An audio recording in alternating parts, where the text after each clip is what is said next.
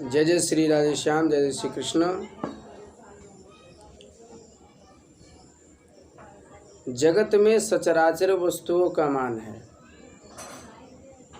हमें अनेक सी अनेक वस्तुएं भी प्रदान होती हैं, लेकिन सत्ता की भांति यदि देखा जाए तो जगत का सार सर्वस्वपूर्ण अचेतन ब्रह्म परमात्मा है, उसी के सत्ता के निमित्त में है। यदि ईश्वर की भांति से अनुरूप होते हुए भी यदि हम जीवन का तथ्य रूप स्वीकार करते हैं तो अकस्मात एक प्रयास है। हमें भी जितनी अवस्थाओं का अनुकरण करना चाहिए वो बोधक होनी चाहिए। जीव तत्व से लेकर के भिन्न भिन्न जाति प्रजातियों का जो अन्वेषण है, रूपकत्व है, उनमें भी श्लेषण मात्र जीव का अंशज विशेष मात्र रूपक होना चाहिए। तथ्यों का ज्ञान परस्पर में एकत्र अवस्थापूर्ण विशेषज्ञ होता है। क्षण मात्र एक व्यवहार का रूप एक अनेक निमित्त कारण होता है जो परस्पर में अन्वेषण है। अब जीवनोत्परांत जो अन्वेषण जो रूप का ईश्वरत्व प्रमाण है, उसका भी एक अलग कारण है।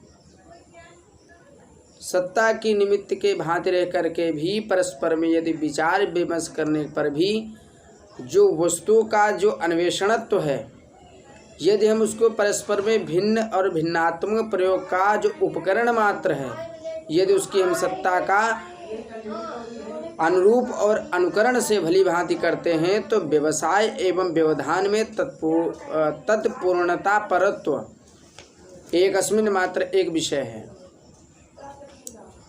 जीवन की श्रृंखलाओं को पार करते हुए भिन्न भिन्न प्रजातियों का अन्वेषण होता है। सचराचर जगत है, ब्रह्म है, परमपिता परमात्मा है, ईश्वर है, चैतन्य है, अभिन्न वस्तुएं भी हैं। सचराचर जगत में एकमात्र तथ्य व्यवहार रूप में होता है, जिसे हमने किसी भी चीज़ को पाने के लिए बहुत अत्यधिक प्रयास किया। जीवनोपरांत जो प्रयास है वो बहुमूल्य प्रकार कारण है। यदि हम परस्पर में विचार और विमर्श करते हैं, सत्ता के निमित्त में रह करके परस्पर में एक अन्वयात करते हैं, तो जीवनोत्परांत शक्ति का अन्वेषण होता है।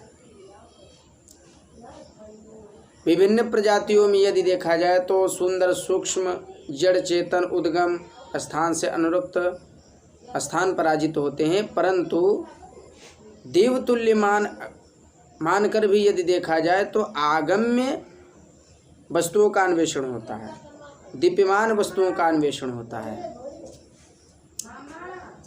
सांकेतक भाव से यदि देखा जाए तो सांकेतक जीवनोपरांत अन्वेषण होता है। व्यक्ति का अनुरूप कारण से देखा जाए तो व्यक्ति का निमित्त पर कारण से अनुरूप होता है। तो कारण कारणत्व के भांति में अनुरूप होने वाला जो विभक्ति का प्रयासक सूत्र है, उस सूत्र के निमित्त की भांति यदि हम कोई भी कार्य करते हैं, उसमें अनुरक्त रहते हैं, तो वो हमारा जीवनोपरांत सूक्ष्म और शांतिपूर्ण कार्य होगा।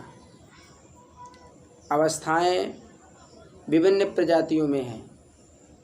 जिस प्रकार से मानव समाज में भी अवस्थाओं का बड़ा महत्व है। ब्रह्मचर्य है, उसके बाद में गृहस्थ है, उसके बाद में वानप्रस्थ है, उसके बाद में सन्यास है। तो इसी प्रकार से हमें भी किसी भी सत्ता में आने के लिए क्रम अपनाना पड़ेगा। यदि हम क्रम से कार्य करते हैं तो हमारी नीच की वस्तु से उच्च का आगमन होगा। यदि हम ऐसा कार्य करते हैं तो ईश्वर साक्षात स्वरूप में हमारा विषय का प्रमाण लेगा। ये हमारा विषयत्व है, आगामी विषयत्व है। अब जीवनोत सूक्ष्म जो परिवर्तन है वो सूक्ष्म और जाजुल्यमान दृष्टि से देखा जाए तो महत्वपूर्ण आकांक्षाओं का परिवर्तन होता है। परमपिता परमात्मा को प्राप्त करने के लिए आकांक्षाओं का नहीं, सरदृश्य का नहीं, जीवनोपरांत शक्ति का उद्गम स्थान है। इसलिए हम जो भी कार्य करें अथवा किसी के निमित्त मात्र होकर करें या अथवा सत्ता में रह करके करें, परमात्मा के विरुद्ध न करें, अन्यथा विस्फोटक वाचक होगा, विस्फोट हो जाएगा। व्यवहार करेंगे विस्फोट, परिवार से संयम नियम से नहीं रह सकते विस्फोट। तो कहने का भाव ये है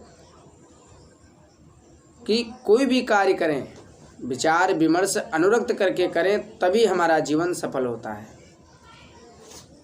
तभी हमारा जीवन दृढ़ होता है, सुदृढ़ होता है, परिव्राजक होता है। यदि हमारी बात आप तक अच्छी लगे तो आप अपना महत्वपूर्ण संकेत हमें ज़रूर सूचना देना। जय जय श्री राधेश्याम, जय जय श्री कृष्ण।